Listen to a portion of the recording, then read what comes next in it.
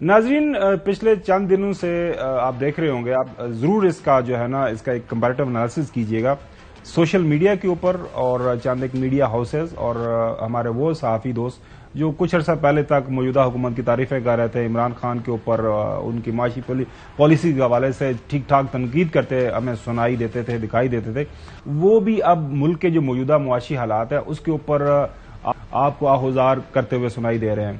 مقصد کیا ہے؟ ایک ماحول بنایا جائے، یہ جو economic emergency care taker set up, تاکہ ملک کو الیکشن کی بجائے کسی لمبے کیئر ٹیکر سیٹ اپ کی طرف دھکیلا جائے۔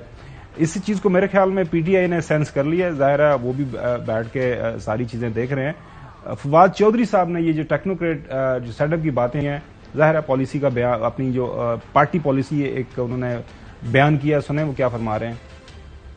یہ بات جو سیریسلی آ رہی ہے کہ آپ کہہ رہے ہیں کہ اس حکومت کو گھر بھیج کے ہم 2.5 سال کے لیے ٹیکنوکریٹ گورنمنٹ بنا دیں۔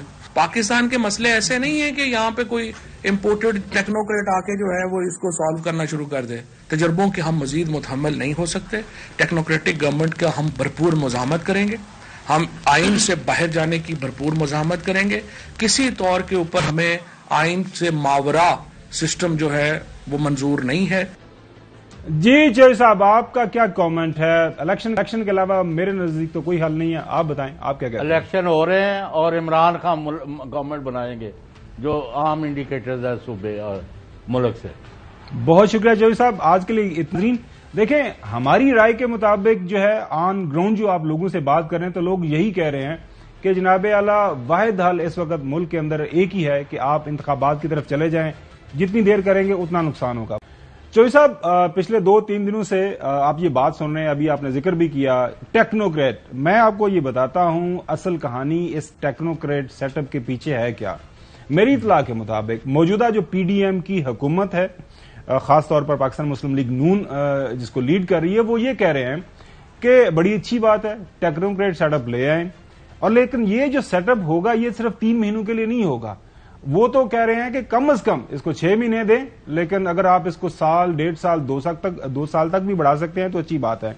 وہ اس کے پیچھے ڈھونڈ کے آ رہے ہیں، کیسز ان کے پہلے ان کے معاف ہو گئے ہیں، اب وہ چاہ رہے ہیں کہ یہ جو ٹیکنوکریٹ سیٹ اپ آئے، یہ جو پاکستان کے تمام جو سخت اور آسان معاشی فیصلے ہیں وہ کریں، اور یہ جو ساری کی ساری تنقید، کرٹیسزم آج کی تاریخ میں اسحاق ڈار صاحب، شہباز شریف صاحب، مفتاح اسماعیل صاحب، قمرالزمان کائرہ صاحب، بلاول بھٹو زرداری صاحب کے اوپر ہو رہی ہے، تو وہ یکدم جو ہے اس کا جو رخ ہے، سمت ہے، وہ ہو جائے گی care taker technocrat set up کے اوپر۔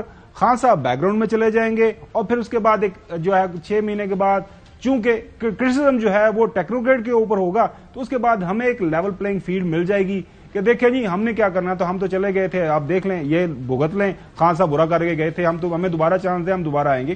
تو یہ ان کی ڈیمانڈ ہے۔ ہمارے پروگرام میں آپ کو یاد ہوگا، ویسے کریڈٹ جاتا ہے چوہدری صاحب آپ کو، ہمارے پروگرام کو، کہ یہ جو ساری کہانی تھی ہمارے پاس بھی انفارمیشن تھی، اور ہم نے شبر زیدی صاحب کی زبان سے یہ لوگوں کو، اپنے ناظرین کو سنوائی بھی تھی۔ دوبارہ سنواتے ہیں۔ فرائیڈے تک پاکستان کے معاشی معاملات کے اوپر کوئی بڑا فیصلہ ہو جائے گا۔ مارچ کے آس پاس انٹرم گورنمنٹ کو آتا ہوا دیکھ رہا ہوں میں۔